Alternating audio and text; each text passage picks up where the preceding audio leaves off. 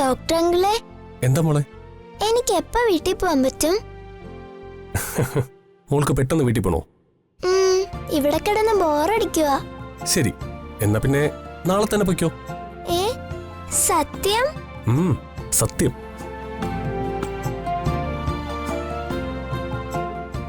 മോളെ നാളെ ഡിസ്ചാർജ് ചെയ്യാം.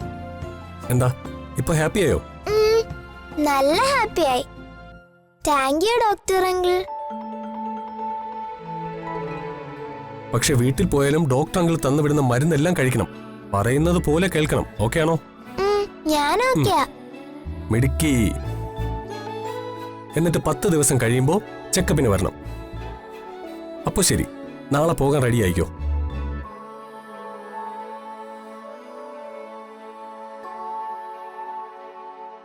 നിങ്ങളൊന്ന് വരൂ.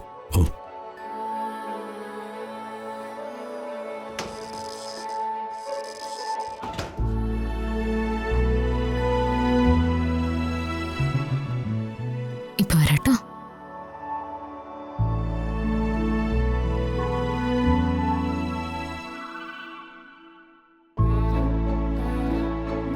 ഇരിക്കൂ.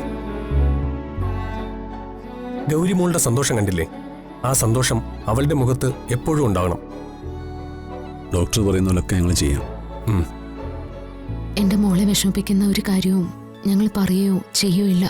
നല്ലത്. അങ്ങനെയാണെങ്കിൽ നാളെ നമുക്ക് മോളെ ഡിസ്ചാർജ് ചെയ്യാം. രോഗം പൂർണ്ണമായും ഭേദമാവാൻ ഇനിയും സമയമെടുക്കും.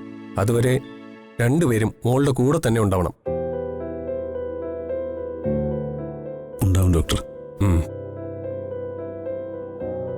നിങ്ങൾ ഇരുവരുടെയും കരുതലാണ് ഇനി അങ്ങോട്ടുള്ള കുഞ്ഞിന്റെ ലൈഫിൽ സെക്യൂരിറ്റി ഡിസൈനിങ് ഫാക്ടർ.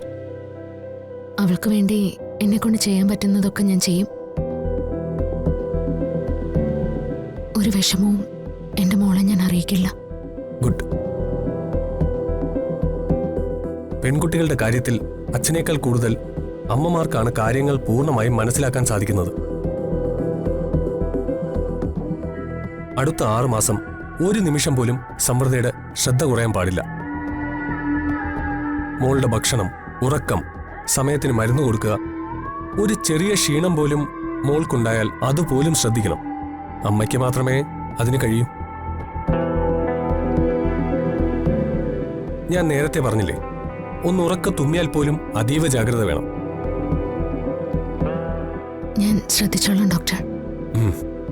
ഒരു വലിയ ഉത്തരവാദിത്വമാണ് സമൃദ്ധയെ ഞാൻ ഏൽപ്പിക്കുന്നത്. അടുത്ത 6 മാസം ഗൗരിമോളുടെ ജീവിതക്രമം തീരുമാനിക്കുന്നത് അമ്മയാണ്. ഓരോ 10 ഡേയ്സിലും ചെക്കപ്പിന് കൊണ്ടുവരണം. മുടങ്ങരുത്. എന്തെങ്കിലും ഒരു കൺഫ്യൂഷൻ ഉണ്ടായാൽ അപ്പോൾ തന്നെ എന്നെ ഫോണിൽ വിളിക്കുകയോ അല്ലെങ്കിൽ നേരെ ഹോസ്പിറ്റലിലേക്ക് കൊണ്ടുവരികയോ ചെയ്യണം. ചെയ്യാം ഡോക്ടർ.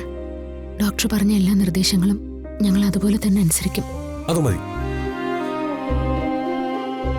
1-2 വർഷങ്ങൾ കൊണ്ട് പൂർണ്ണമായും രോഗം മാറി ഗൗരിമോള ആരോഗ്യവതിയായി മാറും.